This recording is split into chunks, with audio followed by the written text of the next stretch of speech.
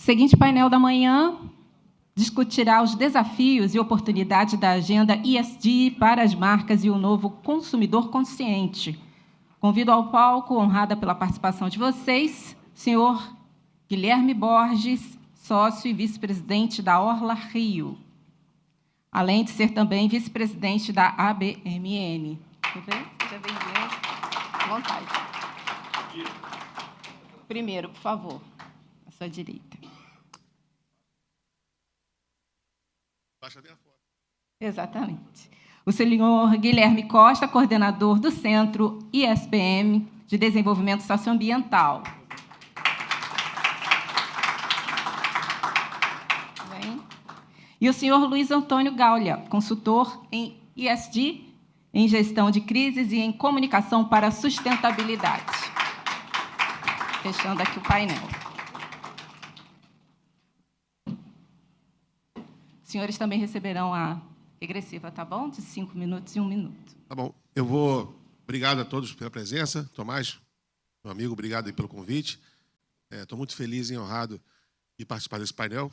Com 2 professores, fica mais fácil fazer um painel com 2 professores, né? Inclusive, eu vou fazer uma sugestão, acertar um pouco o protocolo aqui. O professor Luiz Antônio trouxe uma apresentação. Então, eu sugeri dele fazer a apresentação no começo, que até ajuda a gente a pautar o bate-papo depois. E aí você já pode fazer a apresentação, a gente até sai um pouco aqui para não atrapalhar aqui o painel. Qual que é o seu? Alô? Bom dia ainda, né? Muito honrado pelo convite, estar compartilhando algumas questões aqui com vocês. Questões de ESG, só pelo título, isso aqui já daria uma pós-graduação para a gente estudar. E fazendo referência ao ESG, o que eu acredito, não à toa, o S está entre o meio ambiente e a governança, porque, se eu não me engano, foi o Tomás que falou de manhã, o social é o ser humano. E a solução para os problemas, ou a invenção de novos problemas, passa pelo ser humano, passa pelas pessoas. Então, pessoas mais conscientes, cidadãos melhores, serão profissionais melhores, mais conscientes e estarão atuando para melhorar a nossa vida. Não que nós não erramos, com certeza errar é humano, mas vamos acreditar, e eu acredito muito nisso, que dentro das empresas as pessoas sempre tentam fazer o melhor. Às vezes erram, criam crises, mas nós vamos caminhando para frente. Eu que passo aqui? Avança. Tá. Então vamos em frente aqui. Quem é esse novo consumidor consciente, né? Eu fiz um jantar em casa, sábado à noite, e aí terminou 2 horas da manhã, os amigos foram embora, aí a gente olhou aquelas garrafas de vinho, garrafa de PET, plástico, latinha de cerveja, pratos de alumínio, e eu tinha que separar o meu lixo. E eu não fiz isso. No domingo eu já acordei, e aí eu falei, peraí, eu tenho que separar esse lixo para reciclagem. Eu, enquanto indivíduo, já que eu dou aula sobre isso, eu tenho que ser um exemplo, e eu tenho que ser um exemplo para mim mesmo. Só que isso dá um trabalho enorme, não é verdade? E eu acabei deixando lá para domingo à tarde para fazer essa separação, mas é complicado. Ser um consumidor consciente ou um cidadão consciente dá trabalho, e é uma escolha. E aí eu vi um programa que vocês devem conhecer, que é o Largados e Pelados. Já estão aí na 3ª temporada, acontece na África do Sul, Brasil, enfim, vários países têm esse programa, então um sucesso enorme, as pessoas voltam. E aí um dos personagens falando, puxa, eu estou aqui porque eu estou vivendo, sou eu, o homem na natureza. E eu falei, vou trazer isso para o nosso debate aqui, para a gente pensar. Esse é um consumidor zero absoluto, porque ele está largado, está pelado, ele não tem um sapato, ele não tem um iPhone, ele não tem a IA com ele tem um arco e flecha na mão, ele e 3 outros que acompanham, né, que cada um tem que fazer uma trilha, um negócio barra pesada mesmo, eu não tenho condições disso, não. Mas eles estão ali como se fossem realmente esse consumidor zero, zero impacto, zero consumo. Só que nós vivemos na civilização, e essa civilização nos trouxe conforto. Nós vivemos de escolhas. Eu acho que foi o Gutenberg que falou isso, né? Quais são as escolhas que eu, enquanto consumidor, faço? O que eu quero saber de um produto, de um serviço? Quais são os meus hábitos, os meus comportamentos, os meus compromissos que eu estou tendo? E essas escolhas, novamente, vão causar um impacto, porque toda ação humana causa um impacto. Pode ser um impacto positivo, pode ser um impacto negativo, pode ser um impacto positivo que traga um impacto negativo. Um iPhone, por exemplo, um celular, um smartphone, ele precisa de bateria, ele precisa de minério para gerar essa energia, a energia da IA, né? O Dudu falou sobre isso, a energia da inteligência artificial vai precisar de quantidade de energia muito maiores do que nós temos hoje, para gerar, botar essa máquina para andar.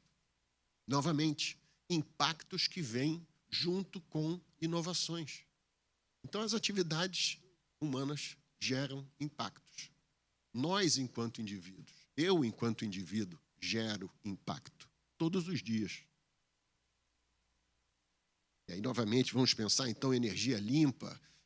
Alguns clientes falam, não, mas a geração não está acontecendo, a gente tem que ter uma capacidade de gerar energia mais limpa.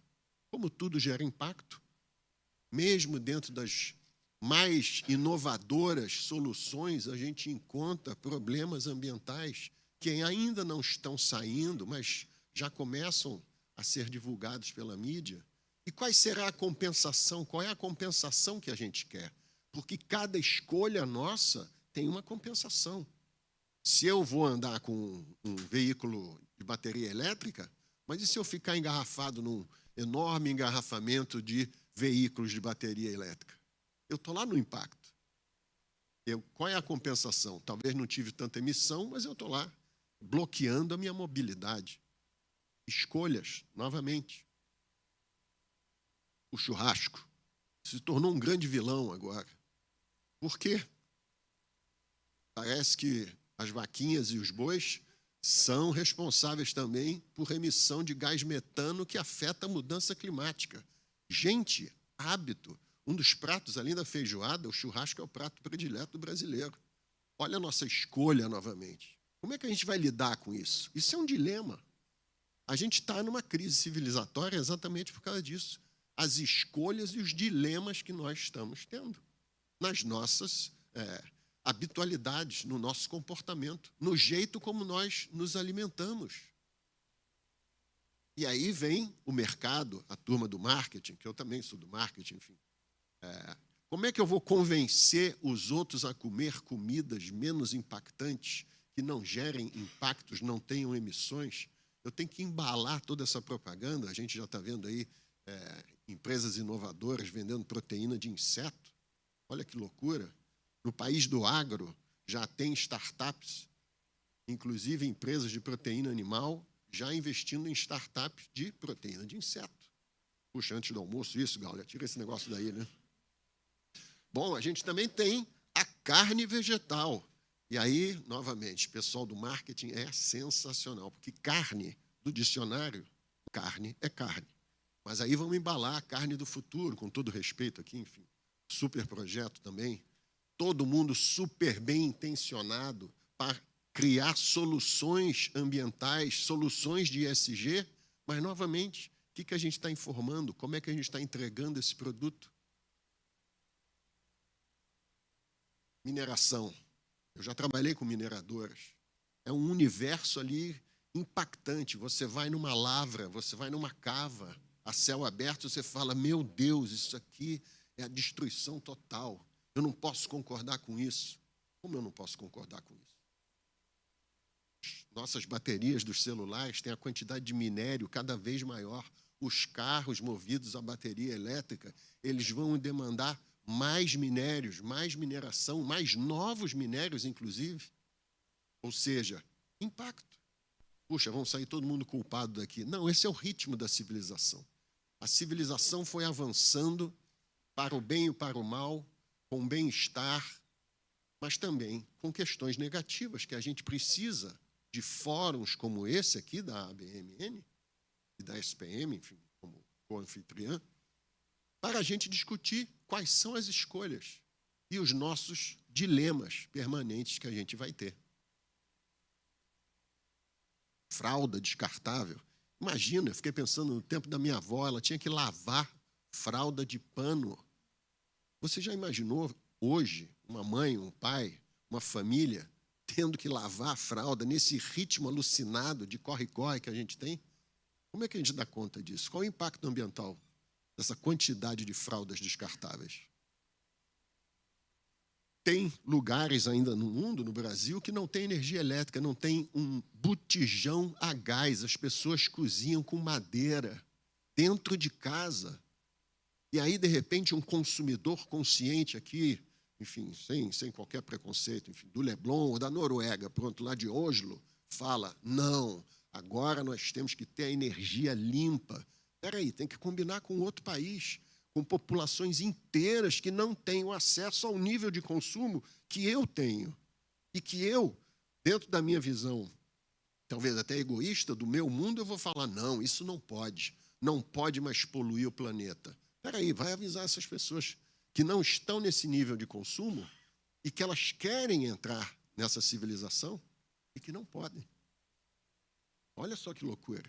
Então, quando a gente cita, não sei se foi o Gutenberg, alguém citou aqui, qual é o local do consumidor, isso é muito importante, a gente conhecer realmente onde essa pessoa está morando, qual é a formação dela, qual é o orçamento dela, para ela ser consciente.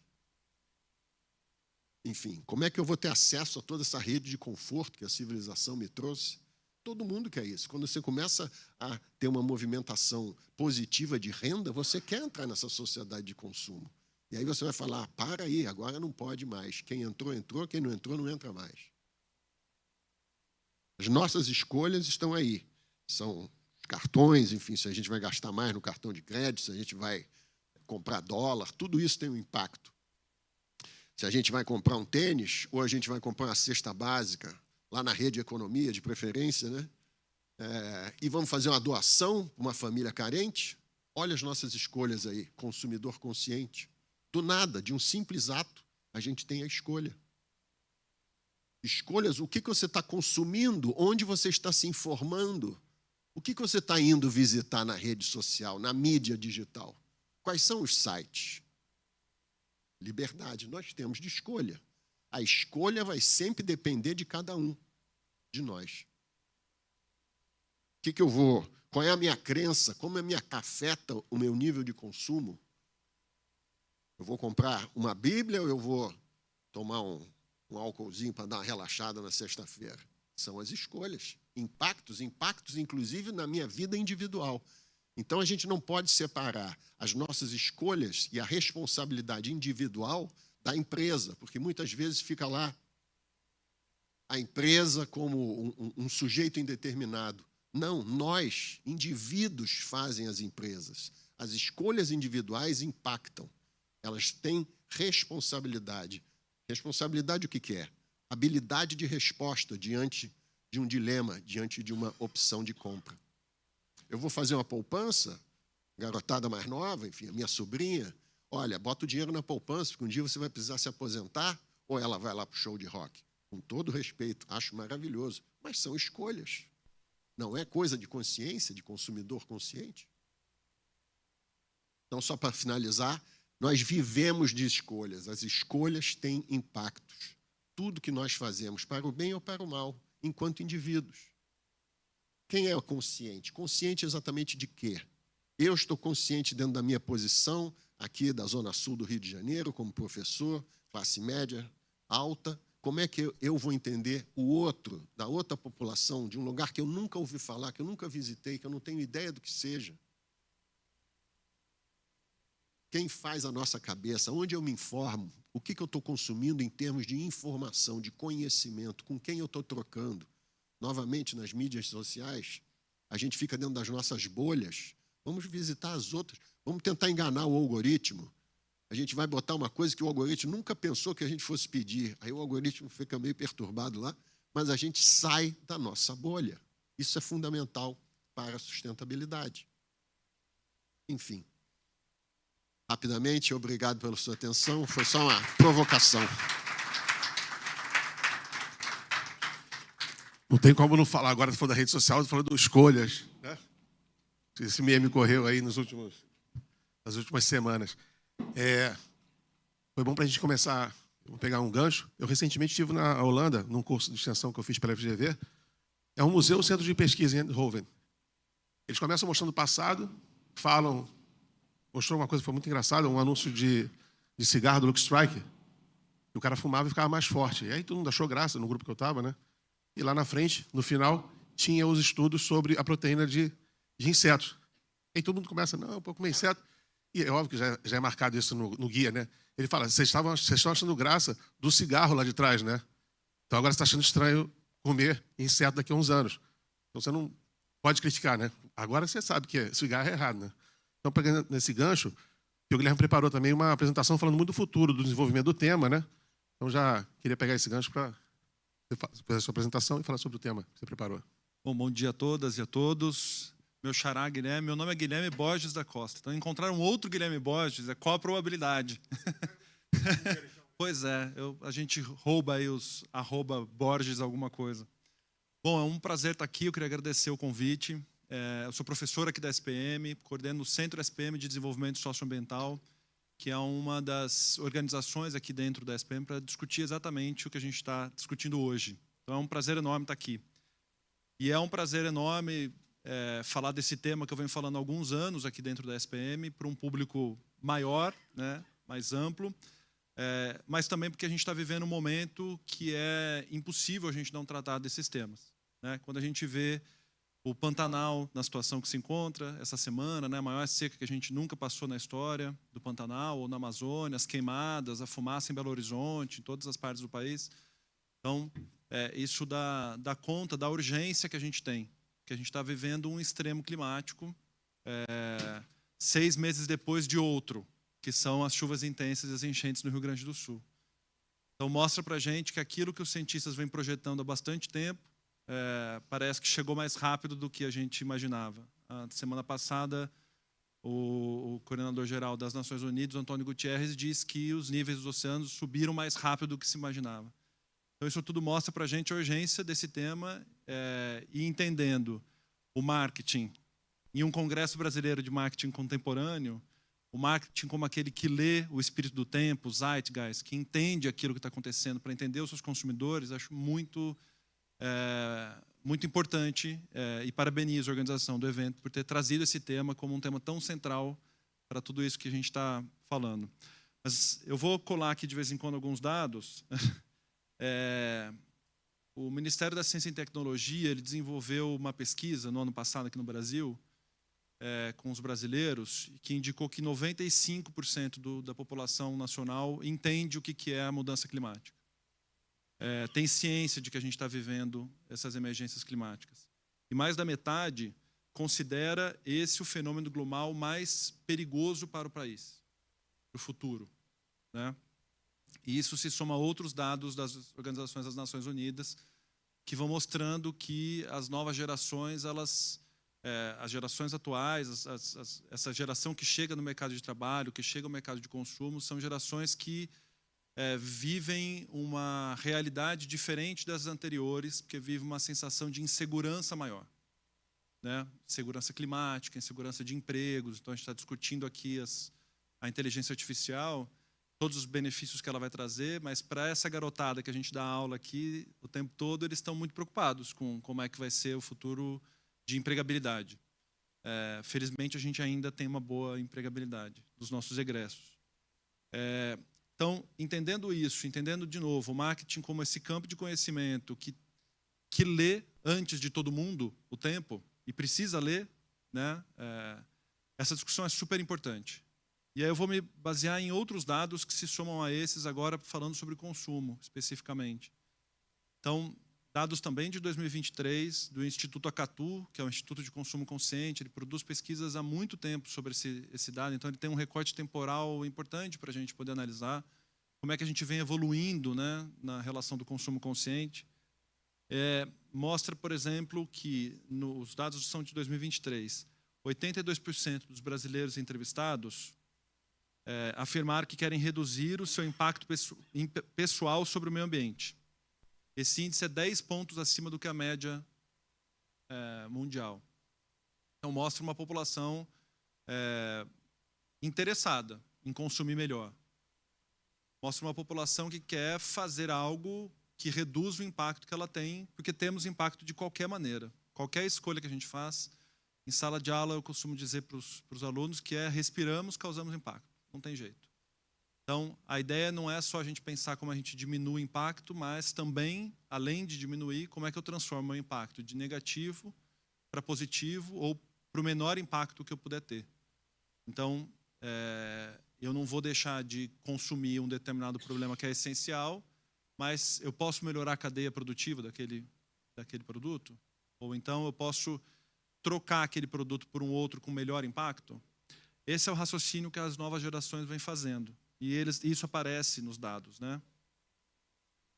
Por exemplo, a maioria absoluta dos brasileiros, 90%, afirma nessa pesquisa que quer que as empresas informem com clareza como é que aqueles produtos foram produzidos. Ou então, se é um produto alimentício, por exemplo, qual que é a tabela nutricional? Ou então, se é um produto de cosmético, como é na rotulagem, se aquele produto contém que tipo de substância e foi testado em que tipo de organismo. Né? Já aí uma preocupação com a testagem em animais. Então, esse número, 90% dos brasileiros, né, com esse interesse, contra 72% da média global. Então, isso vai dando pistas para a gente de como a gente tem, de um lado, um cenário global crítico de mudanças do clima, e as mudanças do clima, de extremos climáticos, elas refletem, apesar da gente, infelizmente, ter tornado essa discussão uma discussão ideológica, quando ela não deveria ser, ela deveria ser uma discussão científica, e, sobretudo, uma discussão de gestão, como é que eu vou pensar o desenvolvimento, os dados mostram que a gente precisa agir. Ponto. De um outro lado, você tem consumidores das gerações. Aqui a pesquisa ouviu millennials e geração Z, especialmente. Indicando que eles querem consumir com mais impacto, eles querem que seja dito para eles como é que isso tudo acontece, como é que essa cadeia produtiva, uma informação que a gente talvez nunca nem pensou que fosse importante, mas que hoje contar a história daquele produto, daquele serviço, seja muito valioso, né, para esse consumidor. Isso, então, traz para a gente uma discussão importante, que é sobre a confiança nas marcas. Se a gente parar para pensar 20 anos atrás, um jovem de 20 anos que quisesse fazer qualquer ação para melhorar o seu impacto em relação ao meio ambiente, ele ia procurar o Greenpeace, ele ia procurar o WWF, ele ia procurar uma ONG, um movimento social, ele ia fazer esse movimento. Ele ia para a rua, ele ia se tornar voluntário. Se a gente pegar hoje um jovem de 20 anos, ele provavelmente vai se inscrever em uma série de comunidades, seguir alguns influenciadores e vai escolher as marcas que ele quer consumir.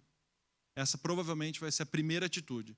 É claro, a gente ainda tem jovens que vão se mobilizar e vão para os movimentos.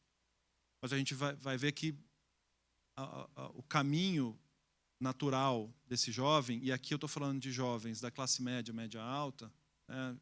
Jovens periféricos estão com outros desafios ligados à sua sobrevivência. Esse jovem ele vai para o campo da comunicação, para o campo da informação sobre a marca, e aí a marca passa a ter um outro papel. O consumo não é mais só eu contar os atributos da minha marca para eu me diferenciar das outras, mas é eu fazer isso com uma absoluta verdade, porque também esses consumidores estão o tempo todo fazendo os reviews, e eles são muito mais importantes do que a comunicação feita pelas próprias marcas. Então isso mostra para a gente que a gente tem um cenário absolutamente complexo, mas ao mesmo tempo, como todo cenário de crise, ele carrega consigo uma sementinha ali da mudança, a possibilidade de transformação. Então talvez a possibilidade seja a gente deixar de encarar o ESG como um momento, né? Eu há muitos anos, há 20 anos eu sou professor, há 20 anos trabalhando com essas questões, o tema sustentabilidade, o tema ESG ganha maior peso com essa nomenclatura, apesar dele ter surgido em 2004, ele ganha maior peso em 2020 com a carta do Larry Fink da BlackRock, né, catapultou esse assunto para todos os cantos em 2020. Mas há 20 anos, quando se trata desse tema, fica sempre uma discussão como se fosse... Meus alunos nunca entendem essa referência, eles têm 18, 19, 20 anos, como se fosse Super Xuxa contra o Baixo Astral. Mas eles também não lembram. Outro dia eu fiz uma piada na sala de aula que era: a gente não quer só comida, a gente quer comida, e parei para ver se eles completavam e ninguém completou. Então isso é o sinal dos tempos. Esse tema sempre foi colocado disso, como se ele fosse uma moda, como se fosse algo contra algo. É claro que tem uma luta ali, sim, de modelo de desenvolvimento econômico. Mas me parece que a gente precisa ir além dessa luta, no momento que a gente está, né? Então, não dá para a gente entender ESG como uma crença, ESG como uma moda, ESG como algo temporário. A gente tem agora, predominantemente nos Estados Unidos, mas movimentos anti-ESG, né? Assim, parece que entenderam que não precisa ter tanta diversidade assim, isso não vai resultar em nada, essa cadeia de valor não precisa ser tão positiva assim. Felizmente é um movimento minoritário. Mas se a gente olhar desde a Declaração do Rio, que acontece aqui no Rio de Janeiro em 92, né, na Rio 92, se a gente observar a estratégia dos Objetivos de Desenvolvimento do Milênio, de 2000, os Objetivos de Desenvolvimento Sustentável de 2015, que vão aí até 2030, os 17, né, ODSs, como ficaram bem conhecidos, a gente está falando de um modelo de desenvolvimento. Como é que a gente quer viver para os próximos anos, né? E como é que a gente quer fazer isso? Se a gente olhar para a Agenda 2030, que tem como lema não deixar ninguém para trás. Como é que eu quero fazer isso de uma maneira mais inclusiva, equitativa, incluindo mais? Então, eu vim no carro ouvindo um podcast dizendo que Michel Coforado, que é um antropólogo interessantíssimo da Consumoteca, lá do Santa Catarina, ele é excelente, assim, ele falando uma coisa de como a gente progrediu uma série de pautas. A gente tem hoje grupos sociais que não tinham voz e visibilidade, oportunidade no mercado de trabalho, ao mesmo tempo em que a gente vê um pensamento conservador acompanhando ao mesmo tempo as duas coisas. Essa é a complexidade que a gente vive do mundo hoje, não é uma realidade só do Brasil. Então, no final das contas, o que a gente está diante, quando a gente pensa o ESG, é talvez de uma ferramenta para esse desenvolvimento. Se eu começar a olhar o ESG, a Agenda 2030, como ferramentas, mas também como uma aspiração, acho que ninguém quer deixar ninguém para trás, né? O professor traz as fotos de quem não tem energia. A gente tem uma maior parte da população da Índia que cozinha com o que eles chamam de uplas, que é esterco de vaca. Então, a fonte de energia são esses bolos de esterco. E a Índia é talvez uma das maiores reservas de carvão do mundo. Se eles passassem a explorar o carvão, a população teria energia, mas o mundo explodiria com as mudanças climáticas. Então, as escolhas que a gente fez no passado, elas já impactam agora, as escolhas que a gente quer fazer para o futuro, agora a gente precisa fazer. E o consumo passa por isso. Então, o marketing, com esse consumidor interessado, me parece que ele pode ser um grande promotor dessas discussões. Ele não é o único responsável.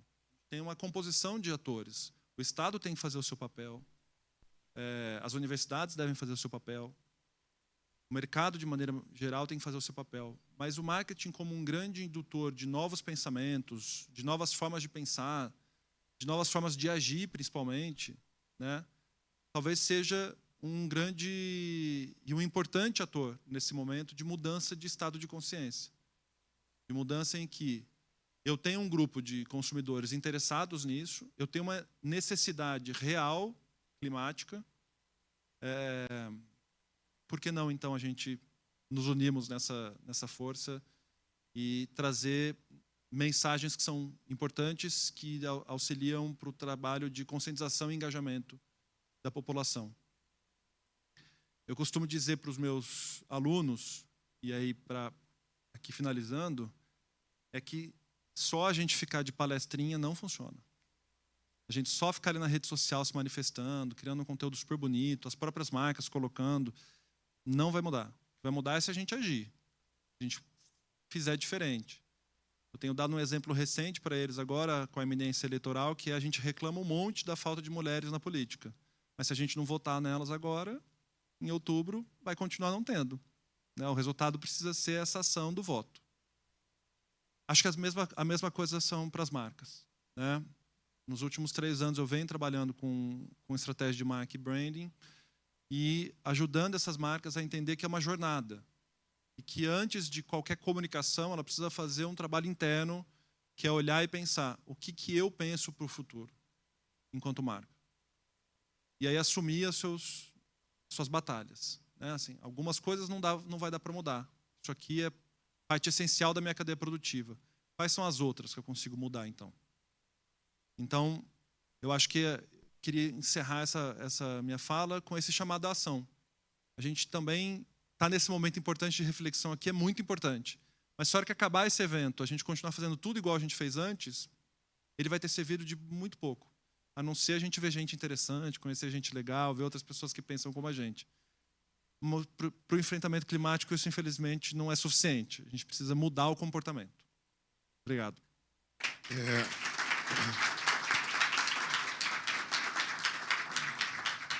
Deu um alívio que você terminou aqui, estava no gancho certinho da pergunta que eu vou fazer para o Antônio agora, deu certinho. Porque a gente tem mais 5 minutinhos, não? Tem mais 5 minutinhos? Só fazer uma pergunta para cada um? Então, eu queria aproveitar esse gancho, como a gente é a Associação Brasileira de Marketing de Negócios, né?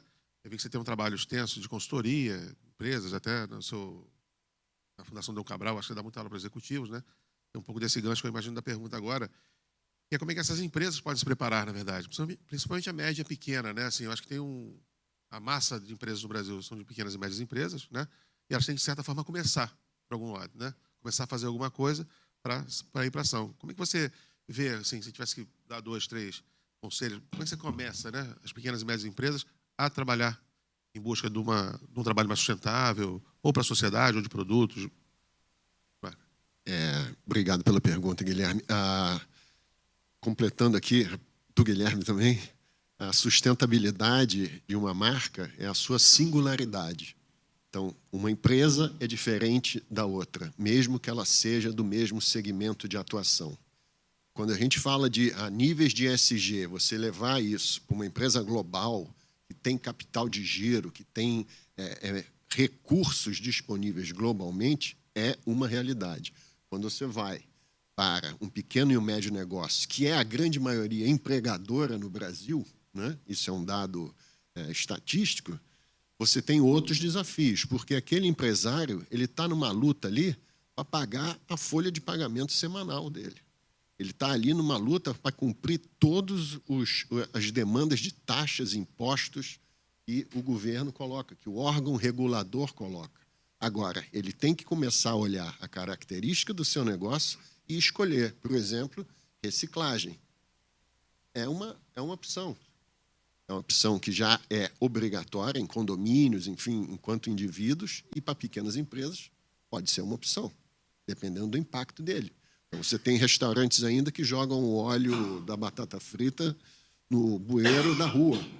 Como é que você vai resolver isso? Nas áreas de periferia, como é que você vai levar essa informação?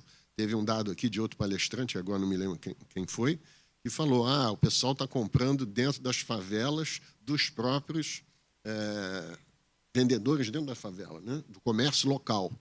Talvez seja uma questão de segurança. Por isso não estão entrando outros fornecedores ali. Será que aqueles fornecedores locais são sustentáveis? Cada realidade é uma realidade. Essa solução tipo, vou colar um rótulo aqui e todo mundo tem que seguir, isso funciona muito para o regulador, que vem uma lei, uma determinação lá de Brasília, agora cumpra-se. Mas é evidente que está todo mundo hoje preocupado. Esse assunto entrou na realidade das pequenas, médias e grandes empresas. Okay? Agora, olhar a característica do negócio. Como é que ele vai agir dentro do seu core business, digamos assim, para usar um termo em inglês. É por aí. Guilherme, só para ir completando, terminando, do ponto de vista do consumidor, né? Assim, como é que ele está mais engajado com o tema, né? Já sabe disso. Como é que você acha que ele percebe, assim, também, que é uma dica para pequena e média empresa? Porque no final da história ela vai fazer isso tudo, ela tem que comunicar. Não adianta ela só fazer de verdade, claro, né? Sei que isso é uma coisa, um tema recorrente, né? Como é que esse consumidor percebe isso? Como é que ele está aberto? Que tipo de iniciativa ele vê? Eu sou, legal, estou gostando dessa marca. E eu, para dar força, inclusive, dar continuidade pela empresa. Eu deixei de falar um dado que é importantíssimo e não poderia ter deixado, que essa mesma pesquisa mostra que uma barreira para o consumo de produtos sustentáveis é o preço, ainda, para o consumidor brasileiro. Esse preço ainda é mais alto. Mas a gente considerando o consumidor, e aí o consumidor não são os outros, nós somos os consumidores, a gente também consome. Nós estamos vivendo um momento de muito isolamento, né? Assim, a gente passou pela pandemia e parece que ainda ficou na gente, com esse excesso de redes sociais, de telas que a gente ficou, uma coisa de pouca conexão. E as marcas que estão conseguindo se conectar com seus clientes. Então, vou dar um exemplo, o Boticário fez uma peça para o Dia das Mães, quem não viu, vale muitíssimo a pena ver, sobre a tempestade de se criar um adolescente, sendo uma mãe solo. É uma peça lindíssima para o Dia das Mães. Que não tem como você, quem é mãe, não se conectar com aquela história. Então, as marcas que conseguirem se conectar com seus consumidores e contar as suas histórias, eu sou uma marca pequena, eu concordo absolutamente com o professor. Não dá para fazer tudo. Não há incentivo no Brasil para as empresas serem mais sustentáveis do que as empresas que não são. São poucos os incentivos, do ponto de vista legal e fiscal. Então, se a marca pequena ela conseguir, com muita transparência, contar a história do esforço que ela está fazendo, apesar do preço ser uma barreira, o atributo ambiental ele é um diferenciador. Então, se o preço é mais ou menos a mesma coisa, eu escolho aquele que tem melhor impacto. Mas, para eu ter melhor impacto, eu preciso contar o que eu estou fazendo. Então, acho que o desafio para as marcas pequenas e médias, que ainda não conseguem ter grandes ações, é conseguir contar as ações que estão fazendo, mesmo que elas sejam o primeiro passo nessa jornada da sustentabilidade. Muito legal, você falou, a gente, lá na Rola Rio, né, empresa de administração que eu acho da praia, a gente fez uma pesquisa com a Rio Tour ano passado.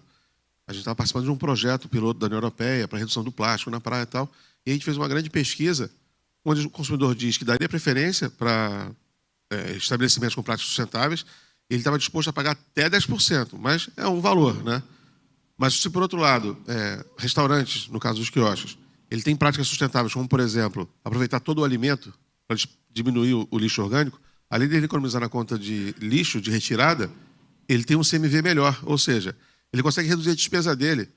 E se puder aumentar 5%, 10%, é o sonho de qualquer negócio. Você diminui um pouco o custo, aumenta um pouco a receita. Então, tem um pouco de comunicação também. A gente percebeu isso numa pesquisa que a gente fez. A dificuldade é comunicar. Todo mundo ficar sabendo qual que é o sustentável, qual que está enganando, dizendo que é sustentável, né? Essa comunicação verdadeira. E formar profissionais para saber comunicar. Sim. A gente percebe, assim, de modo geral, o Brasil é um país continental, então não posso olhar só para o que a gente forma na SPM. Evidentemente, olhando nessa grandeza todo o país, a gente não tem profissionais ainda que dão conta de contar essas histórias da sustentabilidade. Ainda tem uma mão de obra escassa nesse aspecto. Dos professores, a formação é fundamental, né?